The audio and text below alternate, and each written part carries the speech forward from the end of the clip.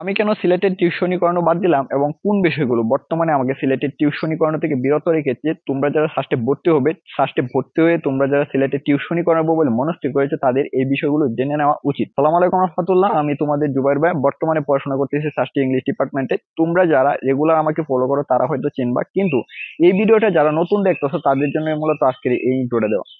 সিলেটের টিউশনি করানো কেন আমি বাদ দিলাম, সেটার এক কথায় যদি উত্তর দিতে যাই, তবে তোমরা সিলেটের টিউশনি সম্পর্কে একটা ধারণা, সিলেট একটা ধনী এলাকা, সিলেটের সবাই লন্ডনে থাকে, সেখানে তুমি একটা টিউশনি করে 10 থেকে 15 হাজার টাকা স্যালারি পাবে, নিজের খরচ সহ মজা মাস্তি গার্লফ্রেন্ড নিয়ে ঘুরতে পারবে, সেই সাথে পরিবারের খরচ চালাতে পারবে, এমন যে একটা ধারণা, সেই ধারণা তোমাদের চির আকাঙ্ক্ষায় থেকে যাবে।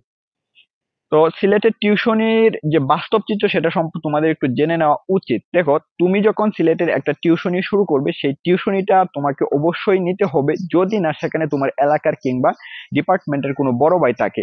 যদি সেই বড় ভাইগুলো দয়া করে তোমাদের টিউশনিটা দেয়, কিন্তু তোমার যখন বড় ভাই কিংবা ডিপার্টমেন্টে কোনো ভাই পরিচিত কেউ থাকবে না, তখন কিন্তু তোমার সিলেটের যে টিউশনটা নিতে হবে সেটা নিতে হবে অবশ্যই মিডিয়া নামক দালালের মাধ্যমে। সিলেটের এমন জায়গা বাদ নাই যেখানে এই যে টিউশন মিডিয়া গুলো আছে কাভার দেয় নাই। তুমি ক্লাস 1 এর একটা বাচ্চাকে পড়াও কিংবা তুমি একটা ক্লাস 10 এর টিউশন নাও, সেই টিউশনটা অবশ্যই নিতে হবে তোমার মিডিয়ার মাধ্যমে। তো মিডিয়ার শর্তটা কি? তোমার মিডিয়ার শর্ত হচ্ছে, যদি তুমি 1500 টাকার একটা টিউশন নাও, সেক্ষেত্রে তোমার স্যালারির 50 থেকে 60% মিডিয়া ফি দিয়ে কিন্তু সেই টিউশনটা নিতে হবে। সেটা তোমার ক্লাস 1 এর ক্ষেত্রে যেমন সত্য, ক্লাস ইন্টারের ক্ষেত্রে তেমন সত্য, সেখানে কেউ তোমাকে স্যাক্রিফাইস করবে না। আবার তুমি যে এই মিডিয়ার মাধ্যমে টিউশনটা নিয়ে সেখানে যে টিকতে পারবে তারও কিন্তু গ্যারেন্টি নাই। আর তুমি যখন মিডিয়ার মাধ্যমে টিউশন গুলা নিবে, নিয়ে যখন যাবে, সেখানে কিন্তু গাইডলাইনও তোমার শর্ত থাকবে। কেমন গাইডলাইন শর্ত থাকবে? তুমি ক্লাস 1 এর একটা বাচ্চাকে পড়াতে যাবে, তোমার কি হতে হবে? সিএসসি ডিপার্টমেন্ট, সফটওয়্যার ডিপার্টমেন্ট কিন্তু ইংলিশ টু ডিপার্টমেন্টের স্টুডেন্ট হতে হবে। আবার ওই স্টুডেন্টটাকে তোমাকে পড়াতে হবে সপ্তাহে 6 দিন, 5 দিন, 2 ঘন্টা করে। ভাই, আদৌ কি এটা পসিবল?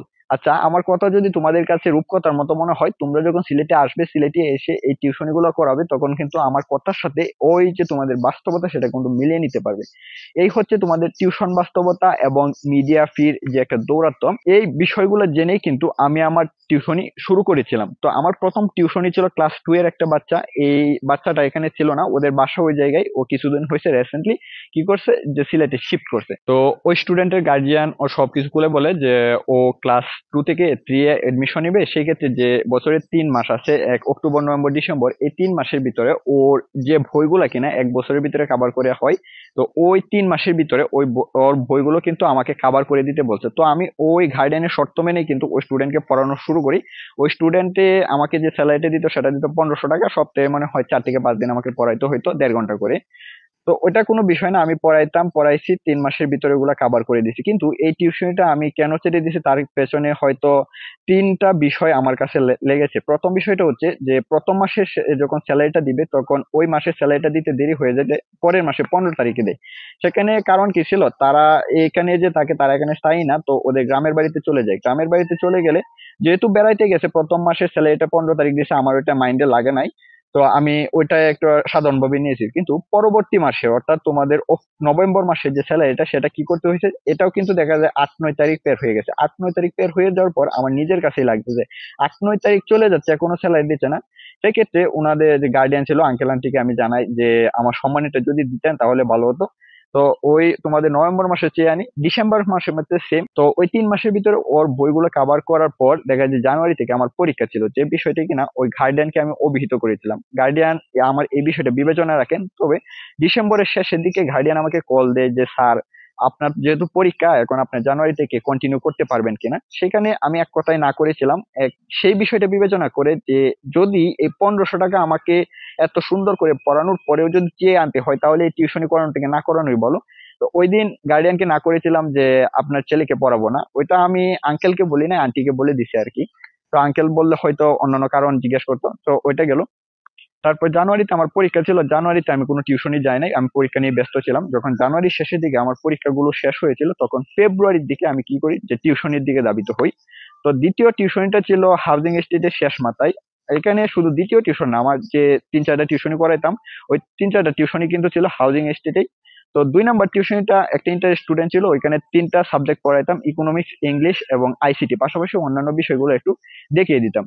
ওই স্টুডেন্টটাও সুন্দরভাবে কন্টিনিউ করছিল, গার্ডিয়ান ভালো, ওইখানে 2000 টাকার মতো স্যালারি দিত। তো ওইটা চলতে থাকতেছে। তখন এটার পাশাপাশি আমি ফেব্রুয়ারিতে আরেকটা টিউশনি যাই, সেটা ছিল যে হাউজিং এস্টেটের প্রথমে। ওইখানে স্টুডেন্টটার নাম ছিল হচ্ছে ইশিন, সেও ইন্টার স্টুডেন্ট ছিল, তাকে শুধু ইংলিশ পড়াইতাম। তো ওই স্টুডেন্টটা এখন হয়তো তোমাদের কাছে একটু খটকা লাগতে পারে যে অন্যান্য স্টুডেন্ট গুলার নাম বলি নাই, গার্ডিয়ানের নাম বলি নাই, বাসা বলি নাই, কিন্তু এই স্টুডেন্টটাকে এভাবে হাইলাইট করার কারণ কি? হ্যাঁ, এই স্টুডেন্টটার আজকের যে ভিডিও ক্লাইম্যাক্স, সেই ক্লাইম্যাক্সের যে নায়ক সে কিন্তু এই ভিডিওর কর্ণধার হবে, কারণ এদের মতো স্টুডেন্টকে একটু হাইলাইট করা উচিত। তো ওকে একদিন আমি ইংলিশ পড়াই, ইংলিশ পড়ানোর পর দ্বিতীয় দিন আবার যাই, একদিন গ্যাপ দিয়ে, মনে হয় সপ্তাহে 3 দিন পড়াইতাম, 3 দিন পড়ানোর জন্য। দ্বিতীয় দিন যখন যাই, দ্বিতীয় দিন যাওয়ার পরে ওর আম্মু আমাকে বলতেছে যে ইশিন তো আজকে খুব টায়ার্ড, আজকে পড়বে না, তো আপনি কালকে আসেন। সেম ভাবে আমি তৃতীয় দিন যাই, তৃতীয় দিন গেলে তো বলতেছে যে ওর একটু শরীর খারাপ, ও আজকে পড়বে না, তাহলে আপনি চতুর্থ দিন আসেন। তো চতুর্থ দিন যখন আমি ওই বাসায় যাই, বাসায় গিয়ে আন্টিকে কল দিই যে ইশিন তো 2 দিন এভাবে পড়ে নাই, তো এখন যদি যদি এভাবে দিতে থাকে তাহলে ও কি পড়বে কিনা আমাকে যে একচুয়ালি ওটা বলে দেন। তো ওই দিন আন্টি বলতেছে যে আপনাকে কি মিডিয়ার লোক কোনো কিছু বলে নাই যে ও তো আপনার কাছে পড়বে না? তো এই দিনের মতোই কথা ওইটুকু হয়েছিল, তখন আমি ওইটা কথা দিয়ে শেষ। তারপর যে মিডিয়ার লোক ছিল সামাদ, ওর নামটা বলে দেওয়া উচিত, কারণ ওদের মতো ক্যারেক্টারের কারণে হাজার হাজার স্টুডেন্ট প্রতারিত হচ্ছে। তো সামাদ ছিল ওই মিডিয়া ম্যান, ওই মিডিয়া ম্যানকে আমি কল দিই, সে কিন্তু কলটা ধরে নাই। তো এখান থেকে আমি একটা স্ক্যামের শিকার হই, পাশাপাশি হচ্ছে 4 নাম্বার টিউশনিতে যাই। এই টিউশনটা যখন আমার হয় নাই, 4 নাম্বার টিউশনির ক্ষেত্রে সেম কাহিনী করে। প্রথমে যখন আমি টিউশনটা কল দিয়ে কনফার্ম করি, কনফার্ম করার সাথে সাথেই কিন্তু গার্ডিয়ানে বলে যে তুমি আমার বাসায় আসো, বাসায় এসে কথা টথা বলো। যখন আমি বাসার সামনে যাই তখন ওই গার্ডিয়ানে কল ধরে না, মিডিয়ামেনে কল ধরে না। তো এখান থেকে 3 নাম্বার এবং 4 নাম্বার যে টিউশনটা, সেই টিউশনটা নেওয়া হয়েছিল কিন্তু আমার এসএসসি অর্থাৎ হায়ার সেকেন্ডারি স্কুল সার্টিফিকেটের যে বৃত্তি পেয়েছিলাম, সেই বৃত্তির টাকা দিয়ে, যে টাকাটা কিনা আমার মা বাবা কিংবা আমার যে কাছের গার্ডিয়ান ছিল তাদেরকে কোনো কিছু আমি কিনে দেয় নাই, কিংবা ওই টাকাটা তাদেরকে দেয় নাই। তো ওই টাকার মাধ্যমে আমি 3 নাম্বার যে 4 নাম্বার টিউশনটাই সেটাকে প্রতারণার শিকার হই। এই বিষয়টা কি আমার কাছে লাগে, যে টাকা আমি আমার এত কষ্টের অর্জন, যেটা দিয়ে কিনা আমার বাবা মা কিংবা অন্য কাউকে দিই নাই, আর এই টাকাটা সিলেটের এত সুবিধাবাদী লোক এই টাকাগুলো এভাবে নিয়ে নিল। তো আমি দেখতেছি যে এই সিলেটের টিউশন ফিল্ডে আমার এভাবে যদি ঘোরাফেরা করি, এভাবে যদি টাকা দিয়ে স্ক্যামের শিকার হই, তাহলে দেখা যায় বছর শেষে অনেকটা টাকা এই আমাদের কি হয়ে যায়, এক নষ্টের পথে চলে যাবে। তো এখান থেকে মূলত আমার সিদ্ধান্তটা নেওয়া যে সিলেটে আমি আর টিউশনি করাবো না। তো অন্য জায়গায় এখান থেকে যদি পড়িয়ে আমাকে আমার যে ট্যালেন্ট সেটাকে জাহির করতে হয়, আমি যদি অন্য জায়গায় ফোকাস করি তাহলে তো এটা আরো ভালো। তো এখানে আমার টাকা লাগতেছে, যদি অন্য জায়গায় ফোকাস করি সেখানে তো টাকা লাগবে না। তো এই ক্ষেত্রে আমি টিউশন থেকে সরে আসি। তো ওই যে 2 নাম্বার টিউশনটা পড়াইতাম, ইন্টার একটা স্টুডেন্ট, ও ভালো ছিল। তারপর ও কিছুদিন পরে আমাকে কল দিছে, আমাকে যাই নাই, মানে 2 দিন যায় নাই। ওই যে দুইটা বিষয় আমাকে ধাক্কা দিল, ধাক্কা দেওয়ার পর ওই টিউশনটাতে যায় নাই। তখন এটা একটু বলে দেওয়া ভালো যে আমি ক্যাম্পাসে একদিন আর কি ডাব খাইতেছি, ক্যাম্পাসে ডাব ছিল। তো ওইখানে আন্টি একদিন কল দিল যে স্যার আপনি কোথায়, স্যার ওকে কি পড়াবেন না? তো ওই দিন আমি একটা মিথ্যা কথা বলেছিলাম, মিথ্যা কথাটা বলে দেওয়া উচিত। ভাই তুমি যদি এই ভিডিওটা দেখো তবে তোমার এটার জন্য আমি সরি, কারণ ওই দুইটা বিষয়ের জন্য আমি কিন্তু টিউশনির পর থেকে সরে এসেছি, তোমাকেও সেক্ষেত্রে আমি মিথ্যা কথাটা বলেছিলাম। ওই দিন আন্টিকে বলেছিলাম যে আন্টি আমি তো আহ, ওই ওই সময় ঈদ ছিল, ঈদের ছুটিতে বাড়িতে চলে গেছি, তো ওর ক্ষেত্রে আমার এখন আর আসা সম্ভব হচ্ছে না, তো আস্তে আস্তে 1-2 মাস সময় লেগে যেতে পারে, তো ওকে আমার পড়ানো সম্ভব হচ্ছে না। তখন আন্টি একটা কথা বলেছিল, যদি আপনার কোনো পরিচিত টিচার থাকেন তাহলে ওইটা দিয়ে যান। তো এভাবে কিন্তু আমি টিউশনি থেকে সরে এসেছি। তবে আজকের এই টিউশনির গল্পটা বলার ক্ষেত্রে আমার উদ্দেশ্য হচ্ছে যে তোমরা যেহেতু সিলেটের এই জায়গাটাতে নতুন, তো আমার মতো তোমরা যাতে প্রতারিত না হও। তো 1 নাম্বার বিষয় কিন্তু আমার গল্প থেকে তোমার উল্লেখ হয়ে উঠেছে যে স্ক্যামের বিষয়টা। সিলেটে যে মিডিয়া গুলো আছে সেখানে 70% তোমার স্ক্যামার আছেন। আমি সব মিডিয়ার বিরুদ্ধে কিন্তু অভিযোগ দায়ের করছি না, আমার মিডিয়ার বিরুদ্ধে অভিযোগ দাঁড় করানো কোনো এখন মানে হয়ে ওঠে না, কারণ আমি আর টিউশনি সিলেটে করাবো বলে মনস্থির করি না। হ্যাঁ, সেদিন করাবো সিলেটে টিউশনি যেদিন কোনো গার্ডিয়ান এসে বলবে যে আমার ছেলে কিংবা মেয়েটাকে তোমার হাতে দিলাম, সমস্ত দায়ী দায়িত্ব তুমি নিবা, কিভাবে ওর রেজাল্টটা ভালো করে দেবো সেদিন আমি টিউশনি করাবো। তো তোমাদের 1 নাম্বার উপদেশ দেওয়ার মতো হচ্ছে, তোমরা যেহেতু সিলেটের নতুন, তো সিলেটে যখন টিউশনি নেবা তো মিডিয়া থেকে একটু দূরে থাকবা, কারণ এই বিশ্ববিদ্যালয়ের প্রথম পর্যায়ে এসে সবাই কিন্তু চায় যে নিজের টাকায় নিজের খরচটা চালানোর ক্ষেত্রে। এটা আমার ক্ষেত্রেও যেমন সত্য, তোমার ক্ষেত্রেও তেমন সত্য। তোমরা যখন এই জায়গাটাতে আসবে তখন সেটা বুঝতে পারবে। তুমি যখন তো মিডিয়া থেকে টিউশনিটা পাবে না, তখন তুমি টিউশনিটা পাবে কি ভাই? এক্ষেত্রে একটা সোর্স হচ্ছে যে তোমার কোনো এলাকার বড় ভাই কিংবা তোমার ডিপার্টমেন্টের কোনো ভাই যদি তোমার প্রতি একটু সহানুভূতিশীল হয়ে থাকে, তাদের কাছ থেকে মূলত তোমরা টিউশনিটা পেতে পারো।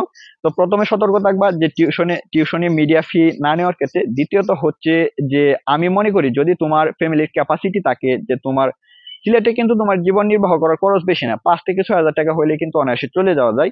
এই 5 থেকে 6 হাজার টাকা যদি তোমার ফ্যামিলি দেওয়ার মতো এফোর্ট থাকে, তবে আমি মনে করি যে তোমার টিউশনির প্রতি ধাবিত না হয়ে তোমার একাডেমিক কেরিয়ার পেতে তোমাদের একটু ধাবিত হওয়া উচিত। কারণ তুমি যদি প্রথম দিকের সিজি গুলো না তুলতে পারো, তবে তোমার দেখা যায় অনার থার্ড ইয়ার কিংবা ফোর্থ ইয়ার তোমার সিজি গুলো কখনোই তুমি কাভার করতে পারবে না।